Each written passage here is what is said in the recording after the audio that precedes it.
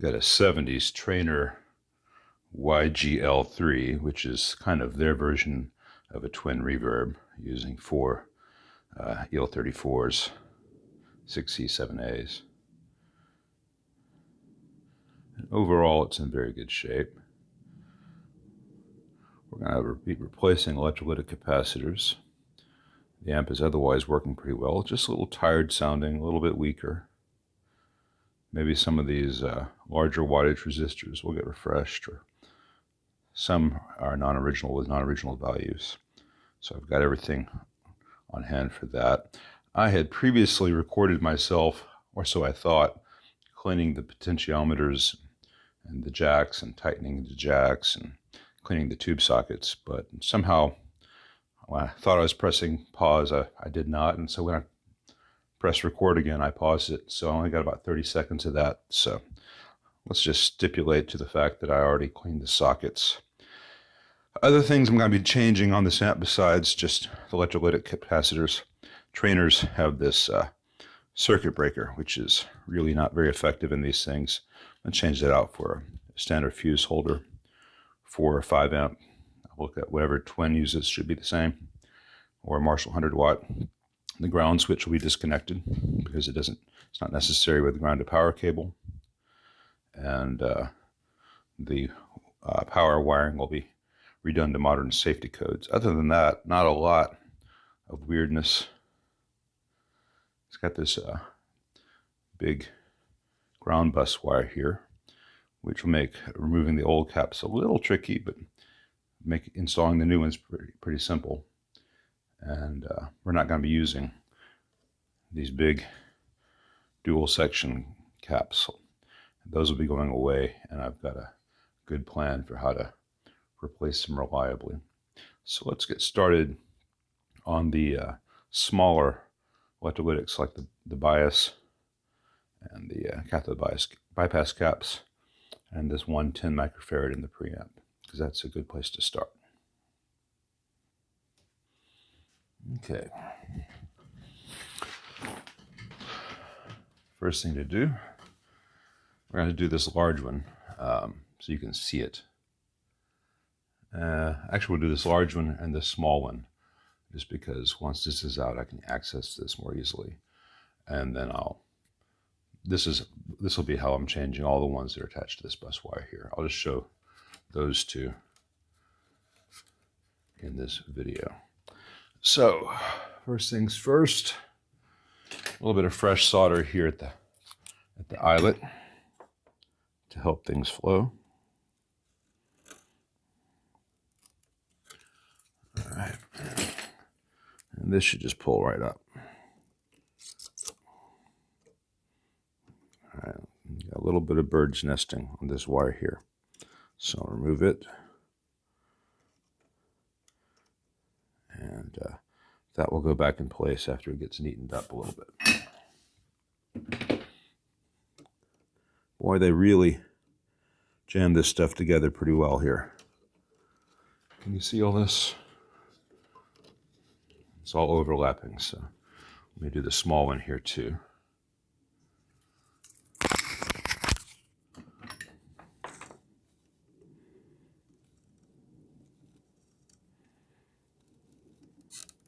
There it goes.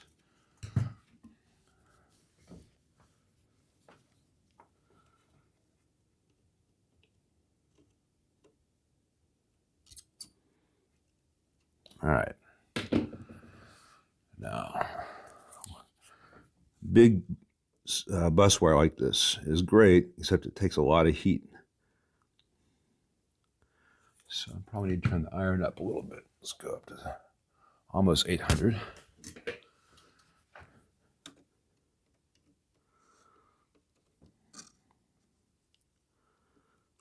All right, so this is soldered here. Okay. Until the solder melted, I couldn't really see it. Huh. There's just such a little space there.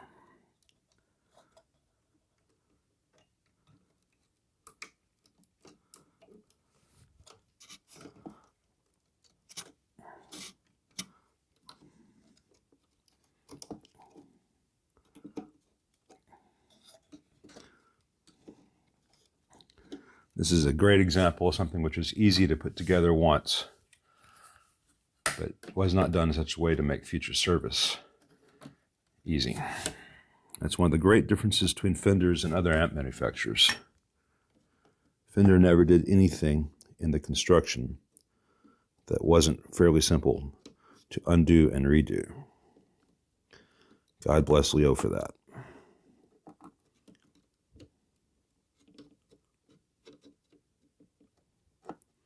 I can't see where this wire goes. There it is.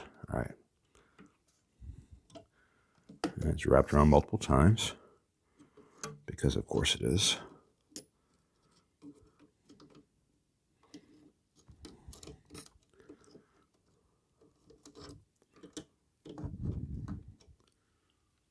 I guess I'm not showing you the best because you're seeing my hands. Sorry, it's close quarter stuff.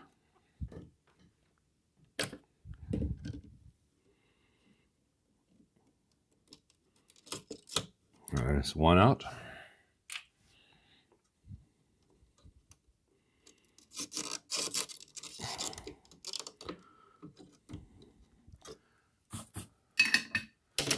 Let's see if I can get some of this excess out of the way.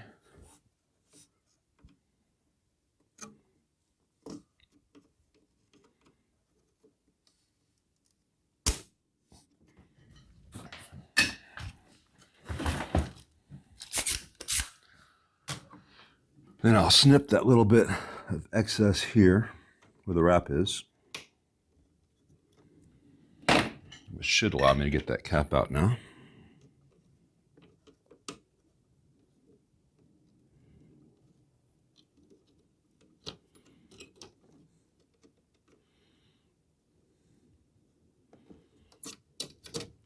All right, cap's out.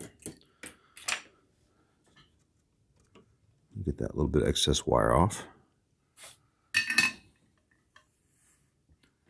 Now what's going on with this little bit of straggle? All right, so that's where the two new caps are going to go. And I'm going to buy myself a little bit of room here. I'm going to slide this one down to here. Electronically, it makes no difference, but it gives me a nicer area to work with here, where I don't have to have all those wraps overlapping when I put it back together.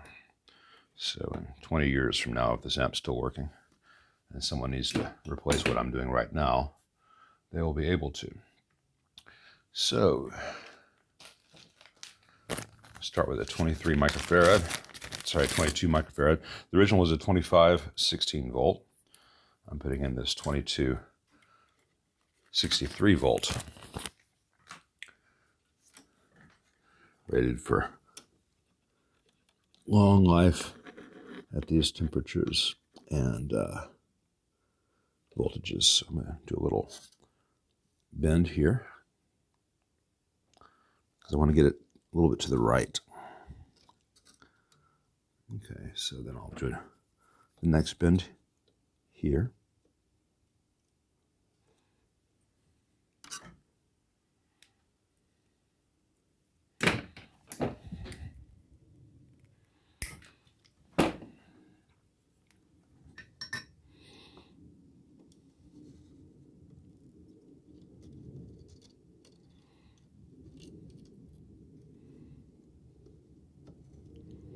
I'm going to try to hook it underneath it if I can.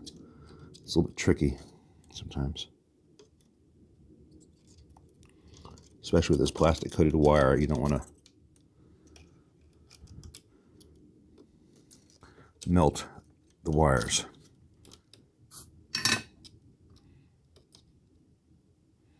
Let that set. And bring it down to the right a little bit, making sure it doesn't touch its neighbor here. All right, I need to take off some of that excess. That's a little too long.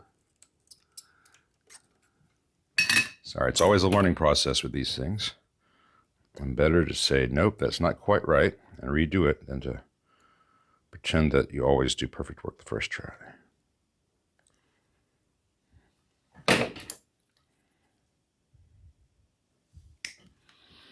Do this again. Now, that solder on this eyelet has gone a little bit gray from heating it a few times, which has driven some of the flux out. So once I get this end secured, I'll redo that. Now I want to bring this here, and all the other wraps are from the bottom up because it was done when it was built. I'm going to do this from the top down, and I know that I've got too much there to pass through physically. So let me snip off here.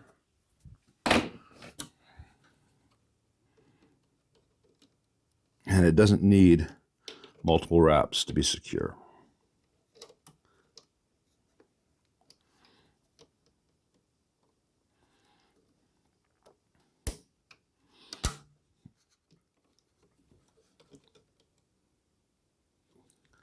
There. All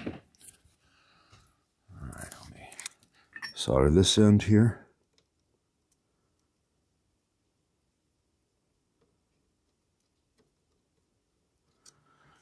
And it's just a thing I like to do, but the next guy can see what value cap that is.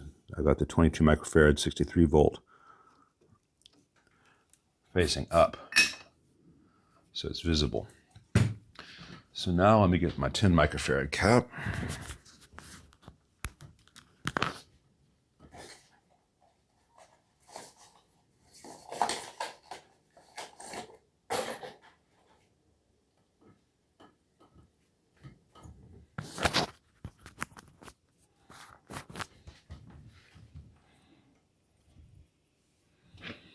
Kind of get the kinks out of the bleed.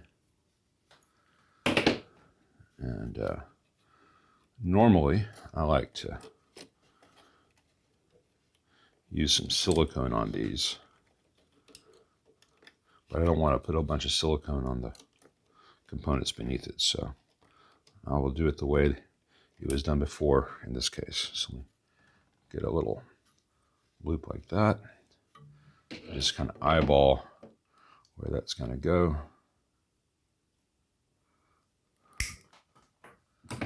Now, some people would put insulation on this, so if someone can't touch it and get it electrocuted, it's inside the amp. Honestly, there's so many things in here that could electrocute you, so many connections that one more won't matter in this case. No owner-adjusted parts inside. N'est pas ouvrier, or whatever it says on the amps. Do not open. To my French-speaking friends, mes amis, please pardon. High school French was a long time ago, and between Clouseau and Monty Python, whatever chance I ever had of a good French accent has long since sailed.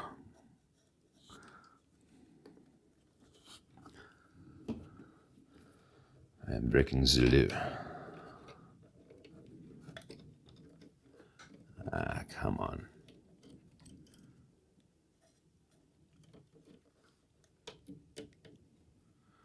Someone watching me work on that hot rod DeVille the other day said I needed to get some forceps and special surgical tools. I've got some hemostats that actually work well for things like this, but I get impatient, and changing out tools all the time can be tricky. I don't have someone handing me forceps and sponges, etc. as needed, though I will break them out when it really is necessary.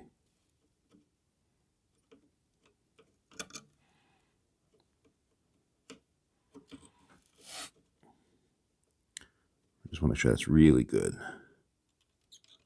It takes a while for solder to really flow on that large bus. All right, now I've got to put this wire back here. And remember, I said it was bird's nesting, which means that the strands are beginning to go everywhere. So here, right where the nesting is not, I snip it because I've got some excess there. And I will strip back, expose some fresh cloth there.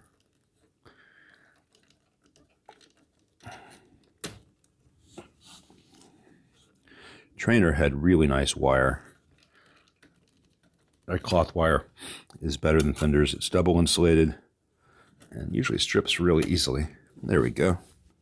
I'm going to tin that again, just to make sure that it doesn't want to separate into more strands.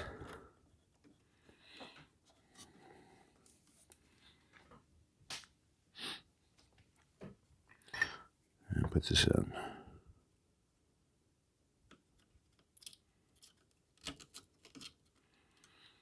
All right, just go hold that while it sets. All right. So that's good. That's secure. So that's two. So I've got to do one over here, one here, and the bias one down there. So I will pause this and then show you after those are done, because it's just more of this and not fun to watch. Then we'll get to the big boys. Okay, new bias cap. All the cathode bias caps have been replaced. Not cathode, yeah, but can't talk. Not enough coffee. Yeah, so bias cap and cathode bypass caps have been changed. And now it's time to do the two large multi-sections. We're going to start with the one in the preamp. And that large blue cap is going to get replaced with these two 47 microfarad, 10,000 hour, 450 volt caps. And where these red wires from this cap connect to the board is right here. So I can get these caps to that eyelet and then to this bus wire, and should be able to silicone them to the chassis. So to get started on that, first I'm going to just snip the wires going to the old caps, just leaving enough on there. I don't know where they go. And get this screw out. Let's see on the other side, is there a nut, or is it just into the chassis? Sorry about the camera work. That's just into the chassis. So let's see here, number 2 Phillips.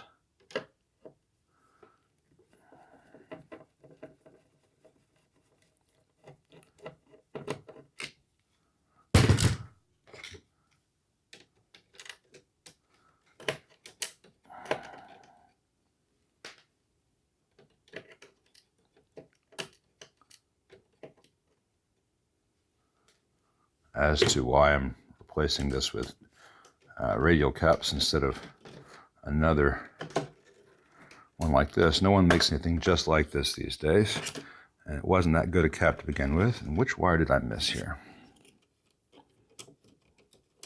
Aha, there's a wire there going over here. I'll have to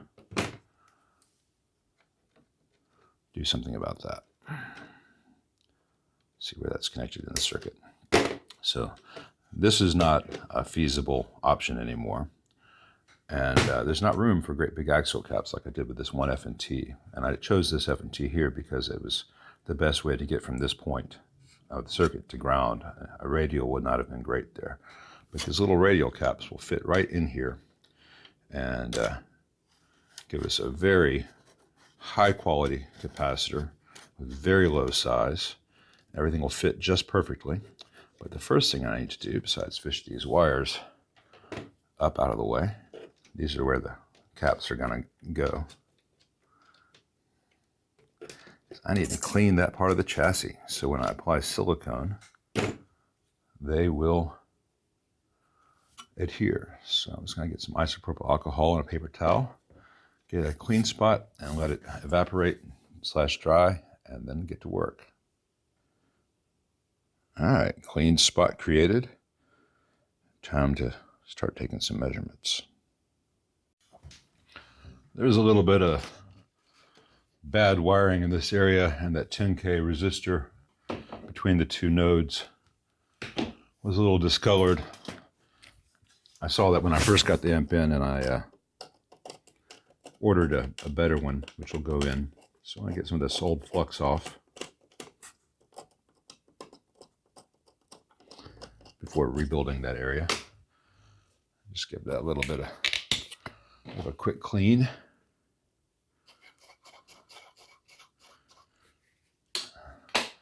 That ISO will evaporate out of the board material.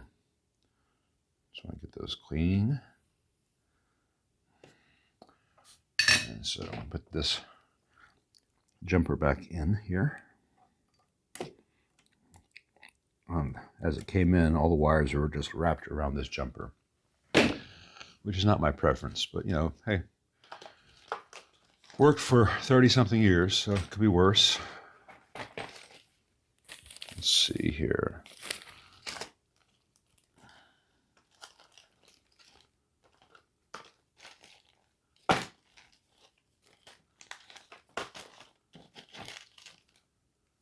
Where'd that 10K go? All right. A little Vichy 2-watt. It's kind of a tight fit, so making sure that when I bend it right up against the body, I'm not cracking the coating. And just because that could potentially get a little bit warm, even at 2 watts, I'm going to leave the leads a little bit long. I'll come over the board. The old resistor looked to be a 1/2 watt, and it had a little discoloration, so there's a little bit of heat there. This should be very happy for a long time. If I can get this to go in.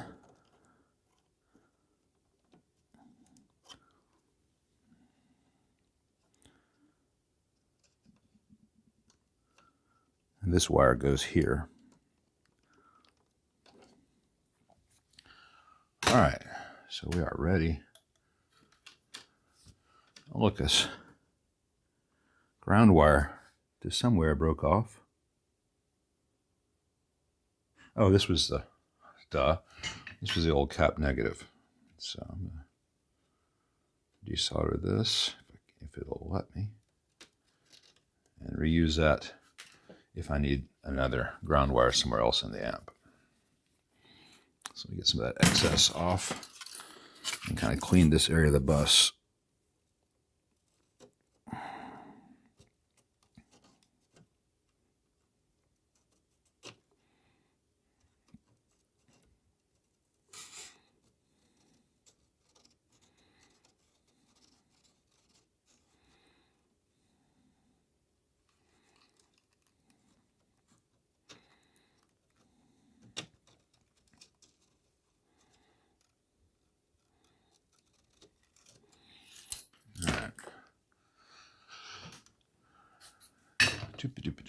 All right, so we got a positive here.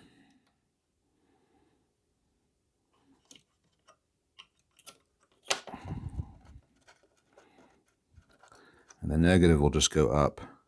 So it needs to be like that. So let me get the lead on the cap prepped first. So it needs to go down right there. Just a little bit past where the negative is. Sorry about talking to myself. That's kind of the genesis of this whole YouTube channel is just me talking to myself in an empty room. And through the magic of technology, people get to hear my mutterings. Let me eyeball where that silicone's gonna go. So, just a dab will do you.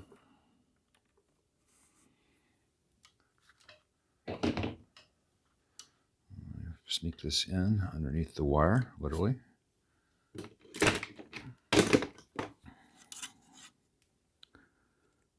Get that in place.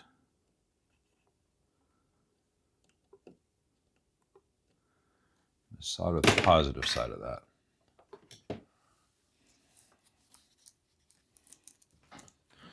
And once the silicone sets up, that cap won't go anywhere.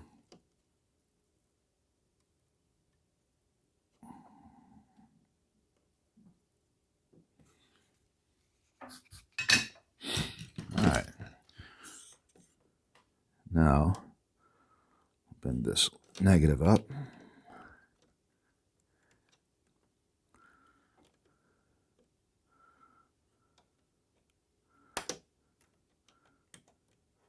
See if I can wrap it around itself. Just one. Doesn't need to be a major problem for the next tech in the future. I don't think she'd thank me very much for that.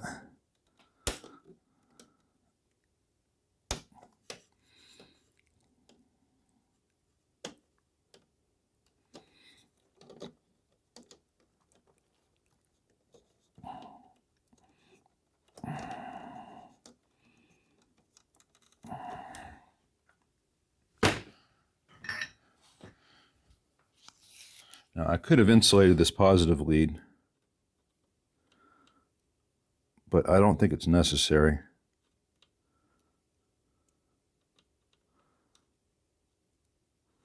Once this all sets up, this cap won't be going anywhere. I can get a little more spooge underneath there, down at the other end.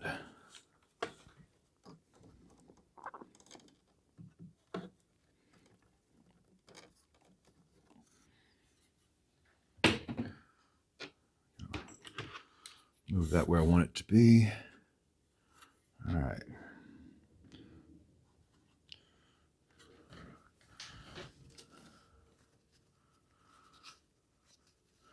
And once I get the other one done with its positive here, I'll just put a piece of electrical tape on that bit of the bus, ground bus. So next cap is going to be reversed as far as the hot and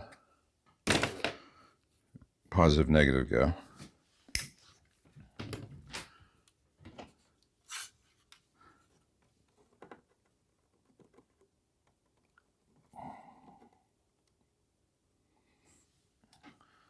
Silicone is unlovely stuff, but it sure will make this repair good.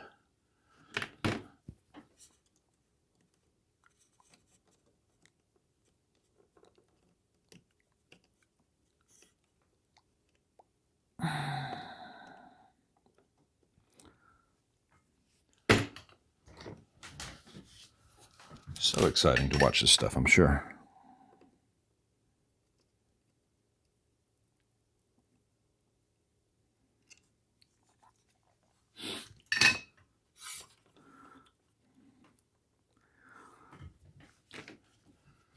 And the negative.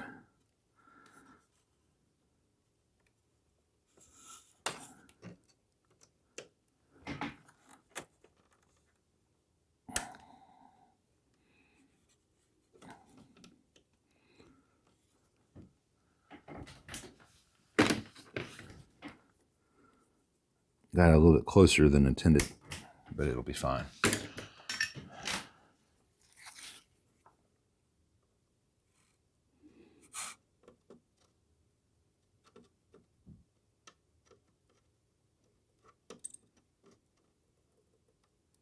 I guess. All right. Now, before I put any electrical tape there, I need to see where the other red wire, which is connected where? Damn it. It's connected over here. This other cap is. You can't see what I'm doing. All right, so this red wire is underneath this cap. So I've got to lift this cap so I can get to it. Nothing's ever done till it's done.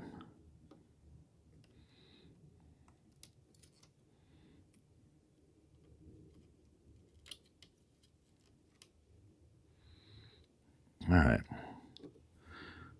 Then I just got to see where this, which one of these two the red wire should connect to now.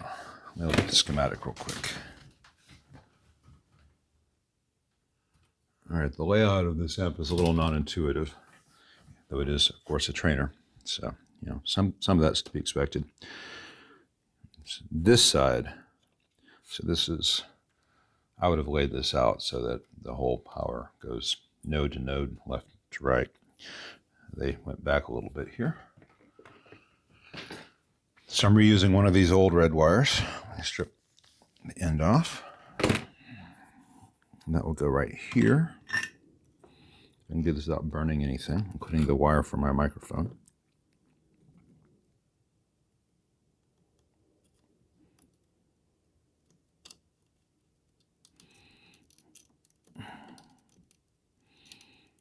Come on, go on in. Ah, Shaznat. Try that again.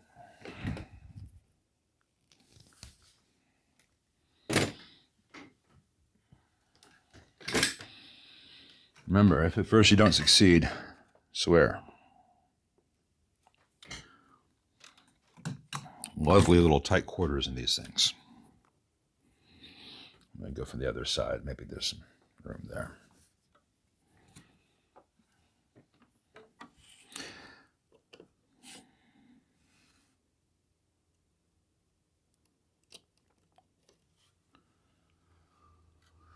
But I am knowing something you don't know. I am not left-handed. I'm going to put the cap for this silicone. Aha. All right, now this will reach over to where it needs to go. Just, but it will.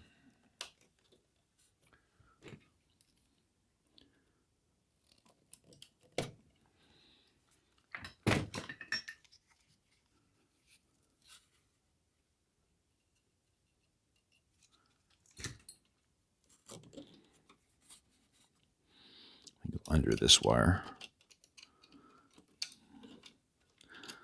And this burn on this cap here, that's not my work. That burn is from 1970 whatever, when this amp was made. All right, let's put this cap back.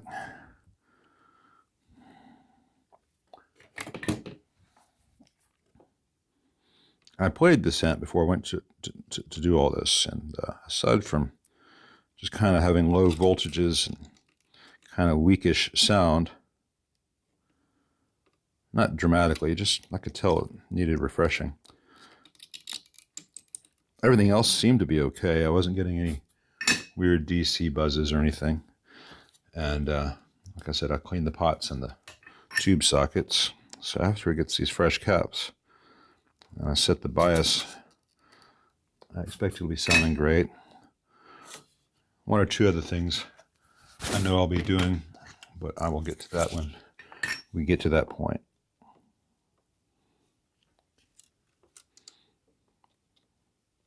Ouch. Okay, I wasn't needing that finger. I burned myself a lot. But, you know, soldering irons are kind of like lightsabers. If you burn yourself, it's self-cauterizing. So,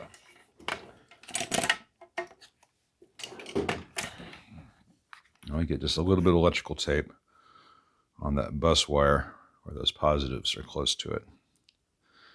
And one of the reasons I didn't just use some insulation on those positives is I knew that they were going to be getting kind of hot. And this will be easy for a future tech to undo as it becomes necessary. But those positive leads from the cap cannot touch chassis because of how the negative leads are soldered to this bus. And now, even should the silicone break loose of the chassis, the positives cannot contact the negative bus wire. So that's good. All right. So that's all the preamp stuff done. Next, we'll be doing very similar things here. And we'll be taking advantage of some of these unused eyelets to get very secure connections for the new caps. And going through the schematic, this is the wrong value, and I think that's a value that really does matter. So Let me consult some notes on this and see where everything actually is going. And we'll get started on that. All right, here I've got all the old stuff out, and I've redone the grounds with these radial caps silicone to the board. And once all this sets up, this will be rock solid. And next, I'm putting these new 10 watt 470 ohm resistors where the old 240 ohm 10 watts were. Schematic calls for 470. The amp had 240. I did a little bit of back of the napkin stuff, and the schematic value is better than the value that was in this amp originally. I don't know whether they've made a change or whether they just were using the parts that they had at the time. A lot of that happened in all these old amps that we all love. So I'm going to put some new 10 watts in here and get them up off the board for good airflow. A little less on that end.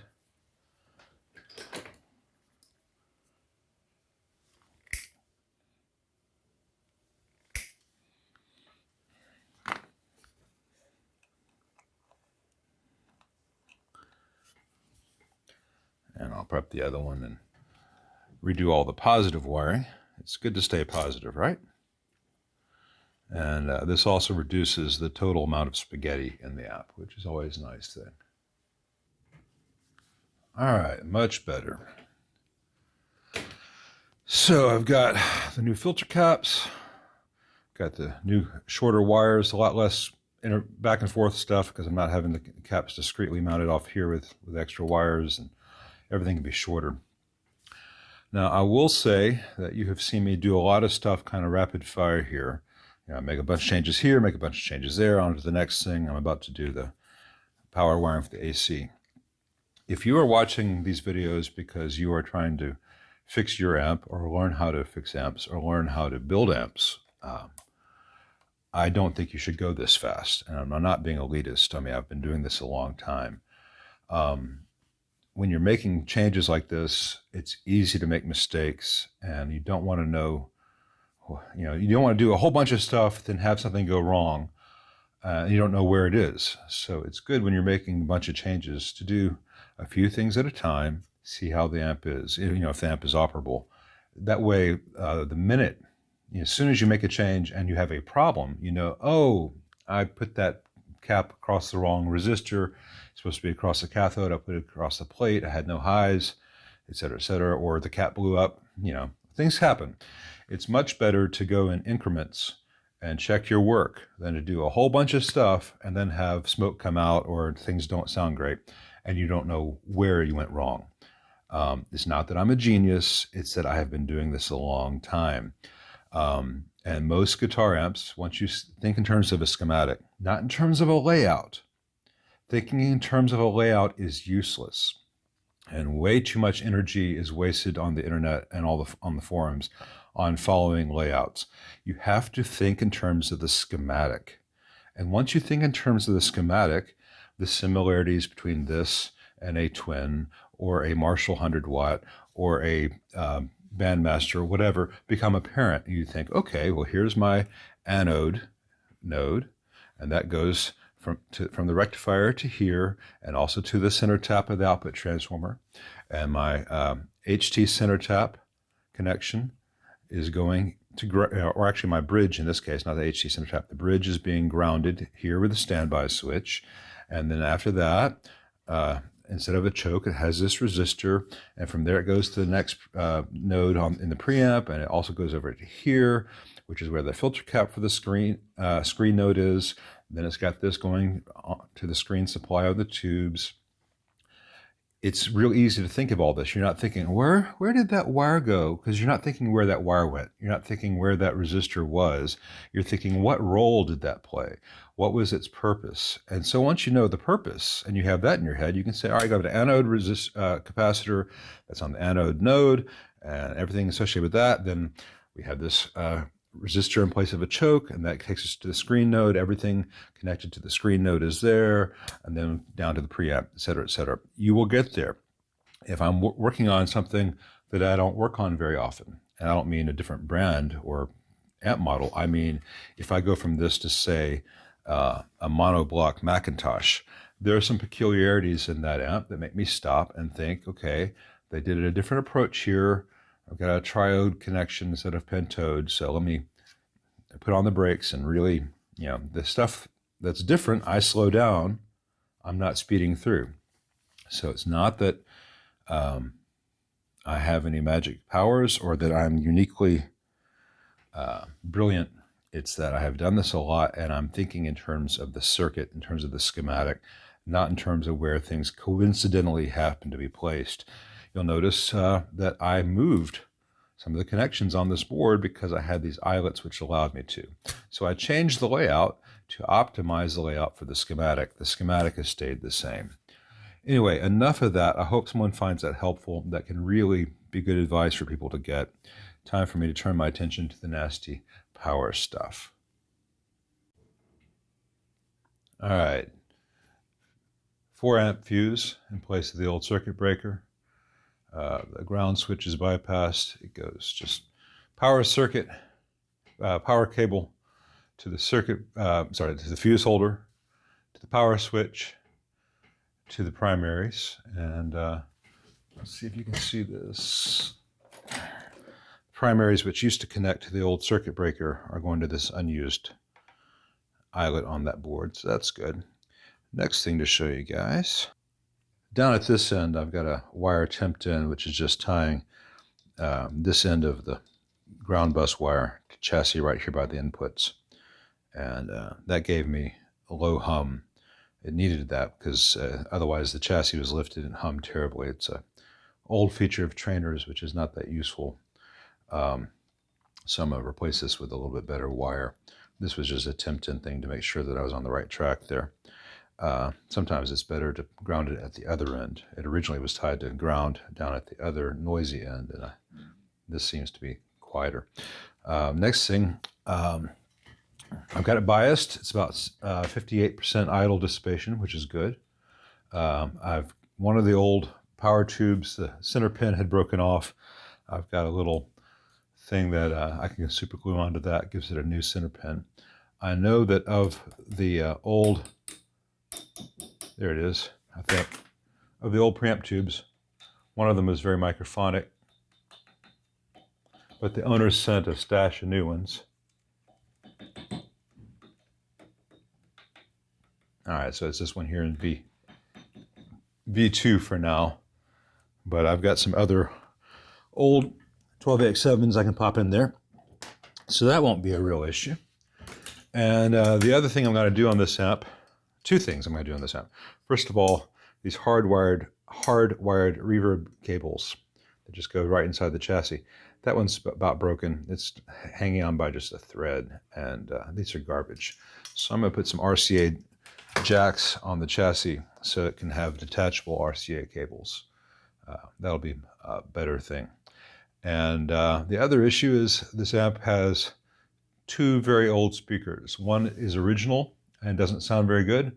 The other is a 80s replacement, and it doesn't sound very good. So I've got some new speakers waiting to go into this. But let's take a listen to how it's sounding at this point.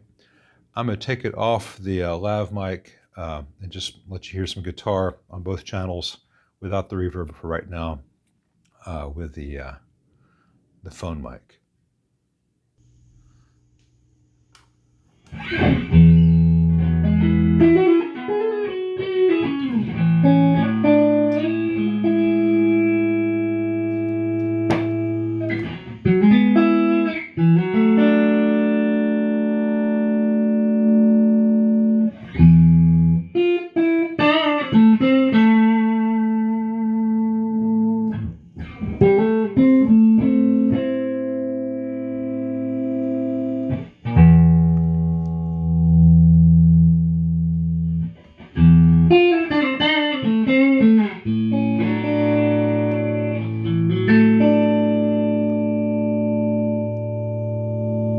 lot of mids.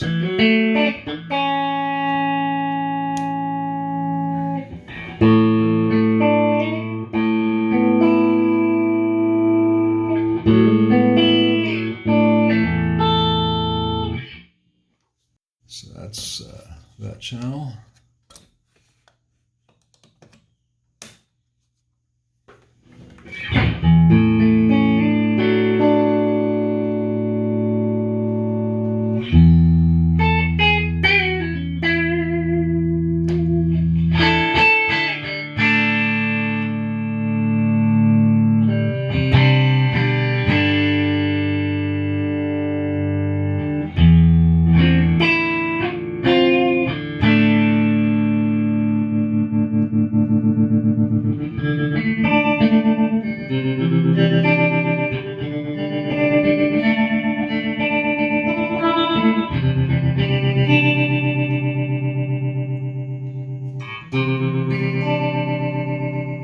Master volume works fine, as does the tremolo.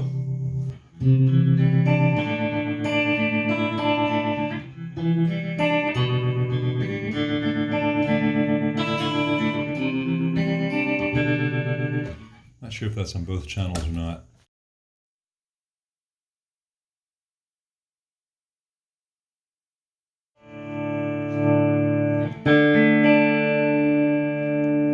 Alright, so that's just on the reverb channels, got the tremolo and master volume. So that's cool. You can set up two different volume levels for stage use. You could have an overdrive pedal going into this dry channel and have it louder than the reverb channel. So that's nice. There's no thudding from the trim. That's good.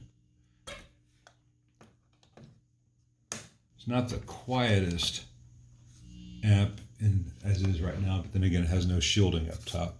I think it'll be just fine.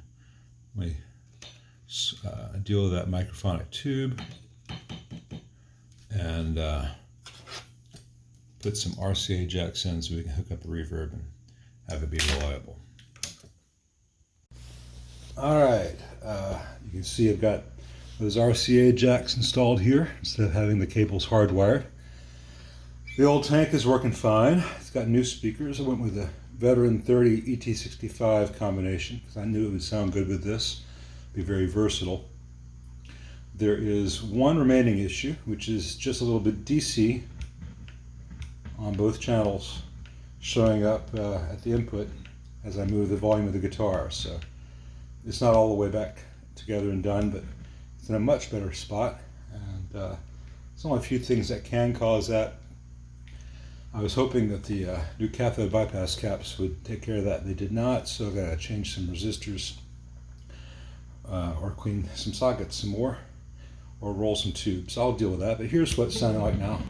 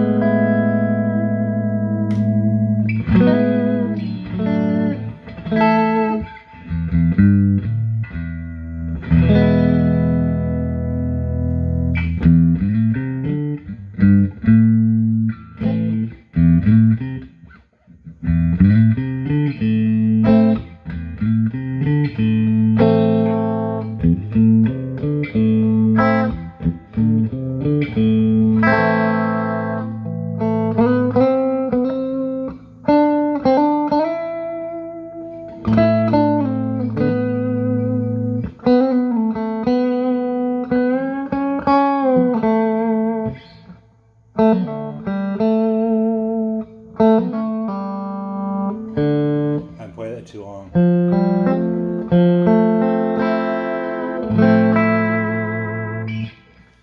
Anyway, the amp is sounding really good overall.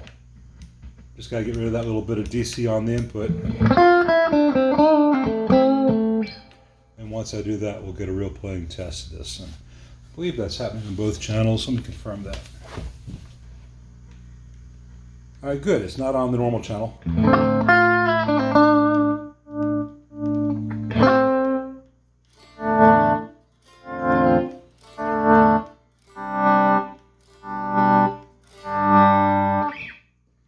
And you know, that might just be, that DC might just be an issue with this tube. So I'll roll that in a little while, see where we're at.